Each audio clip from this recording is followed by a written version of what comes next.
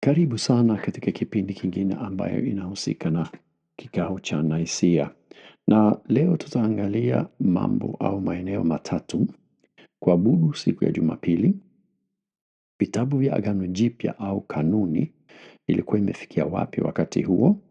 Halafu Ukristo tutaangalia jinsi ilivyoanza kama kundi ndani ya Uyahudi mpaka ikahalalishwa kama dini pekee ambayo inakubalika kuwepo, tuseme ilihalalishwa, kwa hiyo haramu hadi halali kwa Ukristo. Okay, tuanze na Ukristo siku ya Jumapili. Na Wakristo tangu mwanzo walikuwa wanasherekea siku ya Jumapili kama siku yao ya kusali au ya kuabudu, na sababu ilikuwa kwamba walisherekea kufufuka kwa Yesu ambaye ilifanyika siku ya tatu. Kwa hiyo ndio sababu ya msingi. Na kuna maandiko ambayo yanaweza kuthibitisha hiyo. Kwanza tunaangalia katika Agano Jipya yenyewe. Tunakwenda Matendo ya Mitume, inasema hivi katika sura ya 20 na mstari wa 7: siku ya kwanza ya juma tulipokuwa tumekutana ili kumega mkate. Hapa ni maelezo ya Luka ambayo ndiye mwandishi wa Matendo ya Mitume. Anasema ilikuwa ni siku yetu ya kukusanyika na kumega mkate. Hiyo ni kitu ambayo tunafanya katika kanisa siku ya ushirika. Ni desturi ambayo ilianza mapema sana. Kwa hiyo siku ya kwanza ya wiki inafahamika kwamba ilikuwa ni ndio Jumapili. Tukienda katika andiko nyingine ambayo inaitwa ni Didashe, ni kutoka kwenye mwaka 100 hivi. Pale inasema hivi, na ni katika sura ya 14 na mstari wa kwanza: siku ya Bwana mtakusanyika kumega mkate na kumshukuru Mungu. Kwa hiyo hapa ni andiko ambayo inawaambia watu namna ya kushika hiyo desturi na utaratibu ambayo wanatakiwa kufuata. Tukiendelea tunapata mwingine anaitwa Ignatio wa Antiokia. Yeye katika barua kwa Wamagnesia sura ya 9 na mstari wa kwanza anasema hivi: basi wale waliokuwa wanaishi kulingana na desturi za kale wamefikia tumaini jipya, hawashiki tena Sabato, bali wanaishi kulingana na siku ya Bwana, siku ile ambayo maisha yetu yalichipuka kwa njia yake na kwa kifo chake. Kwa hiyo hapa anatofautisha siku ya Sabato na siku ya Bwana ambayo ni siku ya Jumapili. Na hiyo inaonekana itakuwa ni Wayahudi ambayo walikuwa wanasherehekea Sabato kama kawaida kutokana na desturi za Kiyahudi. Na hiyo wanafanya mpaka leo. Na sasa wamebadilisha, wamekuwa Wakristo na wanaanza kusherehekea siku ya Bwana ambayo ni Jumapili. Katika andiko lingine tunapata Justino Mshahidi, na katika kitabu chake Utetezi wa Kwanza na sura ya 67 anasema hivi: siku iitwayo Jumapili wote wanaoishi mjini na vijijini wanakutanika mahali moja. Halafu inaendelea kuelezea juu ya taratibu zinazofuatwa, jinsi wanavyosoma Biblia, jinsi wanavyoabudu, jinsi wanavyoshiriki pia meza ya Bwana. Kwa hiyo inaelezea zaidi, lakini kwa hapa tunahitaji kujua kwamba Jumapili wote wanaoishi mjini na vijijini wanakusanyika mahali moja. Kusudi letu ni kuangalia kama walikusanyika Jumapili au la. Kwa hiyo tunaweza kuona kwamba kanisa lilianza kutumia siku ya Jumapili kama siku ya kutanika. Hiyo sio kitu geni, watu tunafahamu hiyo. Tukiendelea tunakwenda kuangalia mwingine mwandishi anaitwa Tertuliano. Na sasa tumefikia kwenye mwaka 200 sasa hivi. Katika Utetezi sura ya 16 anasema, ni sehemu ndefu lakini nitajaribu kuisoma kwa sababu nafikiri inaleta information nyingi sana. Wengine tena kwa hakika wakiwa na taarifa zaidi na ufanisi mkubwa wa kufanana na ukweli, wanaamini kwamba jua ni Mungu wetu. Kwa hiyo watu walifikiri kwamba Wakristo pia wanaabudu jua. Huenda tukahesabiwa kuwa Wajemi ambayo walikuwa wakifanya hivi, ingawa hatuliabudu tufe la mchana lililochorwa juu ya kipande cha kitambaa cha kitani, tukidhani kwamba yeye yupo kila mahali ndani ya dura lake mwenyewe.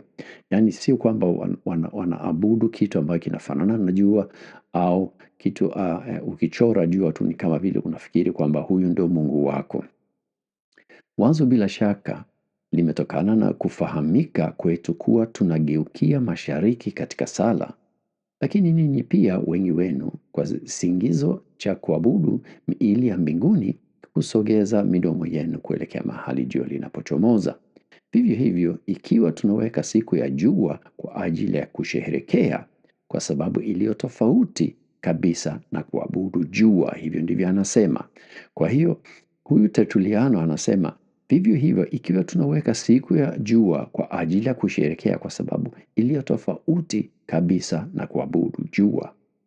Kwa hiyo, pamoja na kwamba Wakristo walikuwa wanasherehekea siku ya Jumapili, sio kwa sababu walikuwa wanaabudu jua, ni kwa sababu siku hiyo iliambatana na siku yao ya kuabudu. Lakini watu walipoona hiyo wakasema kwamba bila shaka, kwa sababu kulikuwepo kundi ya dini ambayo walikuwa wanaabudu jua na siku yao ya kuabudu pia ilikuwa ni Jumapili, ni kama vile wakaunganisha wakasema bila shaka itakuwa ni hivyo. Lakini Tertuliano anaikataa kwa nguvu zote. Nje ya Ukristo au ukifikiria katika utawala wa Kirumi, pia waliona kwamba kuna kundi moja ambayo iko tofauti na makundi mengine ya kiimani. Kwanza walifikiria kwamba ni kundi ya Kiyahudi. Hiyo ni mwanzoni kabisa kwenye mwaka wa 30 hadi 70. Baadaye wakaona kwamba ni kama Kiyahudi lakini sio pia. Kwa hiyo hawakuwa wanaelewa ni kundi wa jinsi gani au waione kama dini ya aina gani. Na hiyo ilikuwa kwenye 70 hadi 110. Wakagundua kwamba ni kundi ambayo ni dini kwa sababu wana ratiba ya kuabudu. Hiyo ni kwenye 112, hiyo ilieleweka kwa Warumi, na kuna barua moja ambayo mtawala mmoja alimwandikia Kaisari ambayo inaonyesha hiyo. Haisemi kwamba waliabudu siku ya Jumapili, lakini inaeleza kwamba walikuwa wakiabudu na kulikuwepo taratibu ambayo walikuwa wakifuata. Ni watu wa kukusanyika siku ya Jumapili. Hiyo ni kwenye 150, ikawa hiyo inaeleweka katika utawala. Na mwisho wakawa ni kama vile wanaitwa watu wa siku ya Jumapili. Unaona? Na siku ya Jumapili ikitambulika kama siku ya mapumziko, siku ya 321, lakini sio kwa sababu Wakristo wanaabudu siku ya Jumapili. Hapana, ni kwamba Kaisari aliamua hivyo, na ilikuwa ni siku ambayo inaambatana na siku ya kuabudu kwa Wakristo pamoja na wale watu ambayo walikuwa wakiabudu jua, ambayo tangu zamani walikuwa wakipumzika na siku hii ya Jumapili. Kwa hiyo hii ni kwa kifupi siku ya Jumapili, jinsi ilivyokuja na jinsi ilivyoweka na jinsi ilivyotumika na mpaka kufahamika na serikali. Kuhusu vitabu vya Agano Jipya basi. Na hapo ni vizuri kufahamu kwamba kwanza ilichukua muda kwa kukusanya vitabu au kukubaliana na vitabu ambayo tunavyo leo ndani ya Biblia yetu. Na kulikuwepo masharti na kanisa walisema kwamba kitabu ambayo itakubalika lazima iwe tuseme mwandishi wa kitabu au ana uhusiano wa karibu na mtume mmojawapo, ni wanafunzi wa Yesu pamoja na Paulo hapo, au awe mtume moja kwa moja. Hiyo ilikuwa ni moja. Lakini pia si kwamba tunapata kitabu chochote kile chenye jina hiyo. Inabidi tuone kwamba inaendana na mafundisho ya mitume. Hiyo ilikuwa ni masharti ambayo walikuwa wakisema. Na kwa sababu hiyo utakuta kwamba kuna vitabu ambayo vilikuwa vikitumika, na hata kama leo kuna vitabu vya dini ambayo yanatumika nje ya Biblia na nje ya Korani, si ndio? Yanatumika kama vile kufafanua au kuelezea, lakini sio kwamba sio Korani na sio Biblia, okay? Kwa hiyo ilikuwa ni process ambayo ilikuwepo na watu waliandika. Alafu kulikuwepo mtindo hata wakati huo kwamba kama wewe si mtu maarufu, utaandika barua au kitabu, halafu unaweka jina la mtu maarufu kusudi ipate uzito. Kwa hiyo ilibidi wabague kati ya barua au maandiko ya jinsi hii na yale ambayo ni halisi, tuseme ina msingi wake kwa mitume moja kwa moja. Na nitakayoifanya hapa leo sio kupitia kila kitabu na mjadala ambayo umekuwepo, kwa sababu hiyo ni somo nzima. Ukienda kwenye chuo cha theolojia, hiyo ni somo nzima kabisa, unahusika na hiyo tu. Hapa tunataka kujua kwamba kulikuwepo vitabu gani ambayo tunavikuta ndani ya Biblia yetu leo ambayo vilikubalika au vilikataliwa wakati wa kabla ya Naisia. Kwa hiyo nitaonyesha orodha ya vitabu ambayo vilikuwa vipo na ambayo vilikuwa vinasimamiwa na watu fulani fulani. Okay, tutaanza na kitu ambayo inaitwa mswadi ya Muratori. Ni kutoka 150 au kwenye 200 hivi. Pale yanayokubalika ni Mathayo, Marko, Luka na Yohana na Matendo, nyaraka zote za Paulo, Yuda kitabu cha Yuda, waraka wa kwanza na ya pili ya Yohana na Ufunuo. Barua zenye mashaka ni Waibrania, Yakobo, Petro wa kwanza na Petro wa pili, Herman mchungaji ambaye leo haipo katika Biblia yetu, na ukitaka kujua zaidi ninaweka link kama kawaida katika description ya video. Na nimelink sehemu moja ambayo ukienda pale unaweza ukapata orodha mbalimbali ya vitabu ambayo vilikuwa vinakubalika, na pale pia unaona kama inakubalika na makanisa yote au kama ni ukiangalia kuna description nzuri sana. Utaona yanayokubalika na kanisa Catholic na kwa sababu inajumlisha pia vitabu vya Agano la Kale. Sisi hapa tunaangalia jipya tu, lakini kwenye link unaweza ukapata information nyingi zaidi. Orodha nyingine ambayo tunaipata ni orodha ya Origenes ambayo tunaiona kuanzia mwaka 185 au mpaka 254 ndio muda wake wa kuishi. Na aliyoyakubali yeye ni Injili zote 4, Matendo, maandiko ya Paulo yote, Petro wa kwanza, Yohana, waraka wa kwanza wa Yohana na Ufunuo. Unaona Petro wa pili hapa haipo, Yohana waraka wa pili na watatu ya Yohana haipo, Yuda haipo. Kwa hiyo yenye mashaka anasema Petro wa pili, waraka wa pili na tatu wa Yohana, Yakobo, Yuda na Waebrania. Hiyo yeye na si kwamba anayakataa, anasema yenye mashaka. Hapa bado mjadala unakuwepo, okay? Hiyo ni vizuri sana kufahamu. Halafu kuna mwingine Eusebio wa Caesarea. Yeye ana orodha yake pia ambayo anaiweka, na hiyo ni kwenye mwaka wa 325. Ni mwaka wa kikao cha Naisia, lakini sio kwenye kikao. Anayoyakubali ni Injili zote 4, anakubali Matendo, nyaraka za Paulo, Petro wa kwanza na waraka wa kwanza wa Yohana. Yenye mashaka anasema ni Yakobo, Yuda, Petro wa pili, halafu Yohana wa pili na tatu. Halafu yeye anaweka sehemu nyingine pia yaliyokataliwa. Anasema mchungaji Herman, hiyo sio Biblia. Anasema barua ya Barnaba, anasema Didashe, tumesoma kutoka Didashe kwa sababu ni andiko ya kihistoria na inatupa maelezo, lakini sio Biblia. Halafu Injili ya Petro na Matendo ya Paulo. Hayo ni maandiko ambayo mengine nafikiri hujawahi hata kuyasikia, lakini yeye anaweka utaratibu huo na anajaribu kuyabagua kwa njia hiyo. Kanuni ya vitabu 27 zinakubalika na makanisa yote leo, au zinazokubalika na makanisa yote leo, ilikamilika au ililetwa mwaka 367. Hiyo ni miaka mingi baada ya kikao cha Nicea, na iliandaliwa na Athanasio wa Alexandria, na pale tunapata vitabu vyote ambavyo vinakubalika na kanisa lote. Yanayokubalika: Mathayo, Marko, Luka na Yohana, Matendo ya Mitume, Warumi, Wakorintho wa kwanza na wa pili, Wagalatia, Waefeso, Wafilipi, Wakolosai, Wathesalonike wa kwanza na wa pili, Watimotheo wa kwanza na wa pili, Tito na Filemoni, waraka kwa Waibrania, Yakobo, Petro ya kwanza na ya pili, Yohana 1, 2, 3, Yuda na Ufunuo. Hayo ni vitabu ambayo mimi ninayo ndani ya Biblia yangu leo. Lakini kama nilivyosema, ilikamilika baada ya kikao cha Nicaea. Kwa hiyo ulikuwepo mjadala, hiyo ni historia. Ingekuwa vizuri sana kama sisi Wakristo tungeweza kusema kwamba maandiko yetu yote yalikuwa yamekamilika, yamekubalika na kanisa lote, labda mwaka 50 au 70 katika historia yetu. Lakini sio hivyo.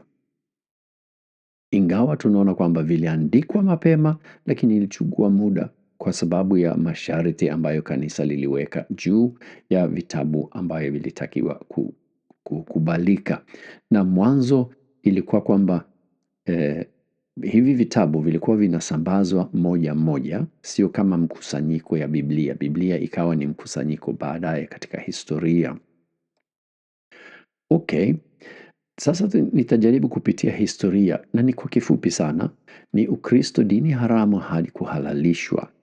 Tunafahamu kwamba kwenye mwaka 30 mpaka 33 Yesu anauawa, anasulubiwa na anafufuka na dini ya Ukristo sasa unazaliwa. Katika mwaka wa 50 na 64 Ukristo unapanuka. Katika mwaka wa 64 Kaisari Nero anawalaumu Wakristo na kuanza kuwanyanyasa Wakristo. Yeye aliamua kuchoma sehemu katika mji wake wa Roma na akaanza kuwalaumu Wakristo kwamba eti wao ndio wamefanya. Alihitaji mtu wa kumlaumu. Kwa hiyo ilifanyika mwaka 64. Mwaka 90 hadi 110 ni wakati wa Kaisari Trajanus. Yeye anasema kuwa Mkristo si halali. Ukitambulika tu kama Mkristo unahukumiwa, unauawa. Na njia mara nyingi iliyokuwa kwamba unatupa kwa wanyama na wanyama wanakuua au ilikuwa ni kwenye njia ya mateso mara nyingi. Mwaka 112 mpaka 260 chini ya Kaisari Decius utakuta kwamba unyanyasi unaendelea. Bila shaka kuna makaisari wengi hapa kwa sababu ni muda mrefu. Wengi wanauawa kwa sababu ya imani yao. Kwa hiyo ilikuwa ni desturi ya Kiroma kwamba walikuwa wanaikataa hiyo dini. Hao watu waliwaogopa, waliona kwamba hawa wanaleta mambo ambayo hayaeleweki, na ilikuwa ni nje ya dini ya Kiroma na walikataa kuabudu miungu. Tuseme Wayahudi walikuwa wamekubalika kama dini ambayo iko nje ya dini za Kiroma. Kwa namna fulani hiyo ilikuwa inakubalika, lakini kawaida dini za kipagani na dini za kawaida ambayo ilikuwa ni za kipagani, wao pia wanaweza wakaabudu miungu yao, lakini pia lazima waabudu miungu ya Kirumi. Lakini Wakristo walikuwa kama katikati ya hayo makundi, hawajahalalishwa kama Wayahudi na wanakataa kuabudu miungu, si ndio? Kwa hiyo ikawa ni tabu yao tuseme katika historia. Lakini 260 Kaisari Valerianus anahalalisha Ukristo. Anasema ni dini ambayo inaruhusika, lakini lazima wawaheshimu miungu ya Kirumi. Kwa hiyo walipata uhalali, lakini ilikuwa ni uhalali ambayo hata hivyo haukuwezekana kwa sababu Mkristo hawezi akakubali miungu kama Mungu. Unaona? Kwa hiyo ni kama vile wanakubalika, lakini basi hivyo tena hawaitawezekana kwa sababu hawawezi wakafanya hivi kwa sababu inagongana na imani ya Kikristo. Kuanzia 303 hadi 311 Kaisari Diocletianus na Galerius, unyanyasaji ya Wakristo unaendelea. Wanajaribu kufuta imani ya Kikristo kikamilifu. Hapa inakuwa yani miaka 300 ya unyanyasaji na mateso kwa Wakristo ndio tunaiona hapa. Ilikuwa haikubaliki. Lakini huyu Kaisari Galerius kwenye mwaka wa 311 yani kama vile anabadilisha mawazo. Anakubali Ukristo kama dini halali. Unaona? Anaikubali kama dini halali katika taifa lake au katika Rumi. Inachukua muda kidogo, miaka 2, halafu Kaisari Constantine na Licinius, Wakristo walipewa uhalali kamili na walipewa pia ulinzi wa taifa. Unaona sasa hakuna unyanyasaji tena, sasa wana uhalali na hata taifa linawalinda kama raia ambayo wana halali ya kuabudu na kufuata imani yao. Tukienda mbele kidogo, tunafika katika muda wa 320 na 330. Ni wakati wa Constantine. Yeye anawapa Wakristo upendeleo, wanapata faida mbalimbali, wanakubalika kujenga majengo yao, wanasamehewa ushuru, maaskofu wanapewa vyeo na mamlaka kiserikali. Kwa hiyo sasa hali ya Ukristo unabadilika sana wakati huo. Tunapoingia kwenye kuanzia mwaka 312 au 11 na kuendelea. 350 sasa ni baada ya Nicaea, lakini ninapitiliza kidogo, halafu tutarudi Nicaea. Ukristo inatawala katika jamii. Unakuta Ukristo unaungana karibu sana na utawala wa kiserikali. Na 380 Kaisari Theodosius wa kwanza anasema Ukristo wa Kinaisia inakuwa ni dini ya taifa ya Kiroma.